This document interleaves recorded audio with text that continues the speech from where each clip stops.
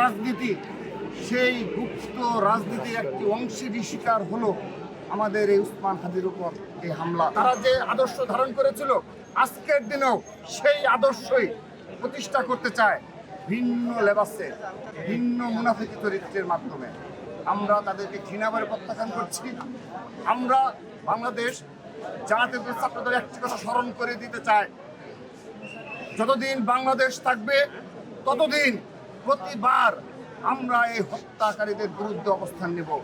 আমরা তাদেরকে স্মরণ করিয়ে দিব এই নরঘাতক কারা কারা মৌদুদিবাদ প্রতিষ্ঠান নামে আমাদের এই দেশের শ্রেষ্ঠ সন্তানদের, সূর্য সন্তানদের হত্যা করেছে, মা বোনদেরকে ধর্ষণ করেছে, ইসলাম কায়েমের নামে মৌদুদিবাদ প্রতিষ্ঠান নামে কারা দর্শনকে জায়েজ করেছে, সেটি আমরা যুগে যুগে প্রতি বছর আমরা স্মরণ করে দেব, প্রতিদিন আমরা এই জাতিকে স্মরণ করে দেব। প্রিয় উপস্থিতি, একটি বিষয় আরেকটি বিষয় আমি অবতারণা করছি। এই বাংলাদেশে যেভাবে এই শহীদ বুদ্ধিজীবীদের হত্যা করা হয়েছে এবং 9 মাসব্যাপী যুদ্ধে প্রত্যক্ষভাবে যারা পাকিস্তানি বাহিনীকে হত্যা এবং লুটপাট ধর্ষণে সহযোগিতা করেছে, তাদের পরবর্তী যে গুপ্ত রাজনীতি, সেই গুপ্ত রাজনীতির একটি অংশেরই শিকার হলো আমাদের এই উসমান হাদির উপর এই হামলা।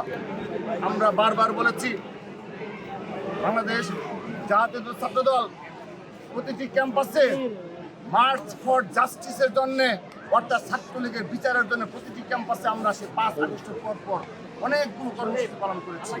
কোনো একটি শিক্ষা প্রতিষ্ঠানে ছাত্রলীগের দূষরদের বিচারের আওতায় নিয়ে আসা যায়নি, কারণ প্রতিটি বিশ্ববিদ্যালয়ের, বাংলাদেশের অধিকাংশ বিশ্ববিদ্যালয় প্রশাসনে জামাতের প্রশাসন, বিসি সহ বিশ্ববিদ্যালয় প্রশাসন সরাসরি দখল করেছে, ইনক্লুডিং ঢাকা ইউনিভার্সিটি সহ বাংলাদেশের অধিকাংশ শিক্ষা প্রতিষ্ঠানে।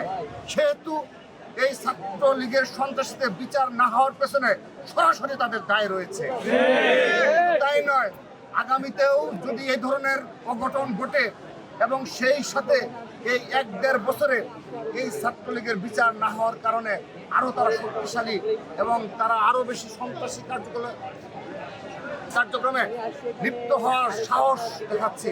এর জন্য যারা মুনাফিকি এবং গুপ্ত রাজনীতি করে তারা এককভাবে দায়ী। আমরা সর্বক্ষেত্রে বারবার প্রকাশ্য রাজনীতির জন্য বারবার আবেদন জানিয়েছি।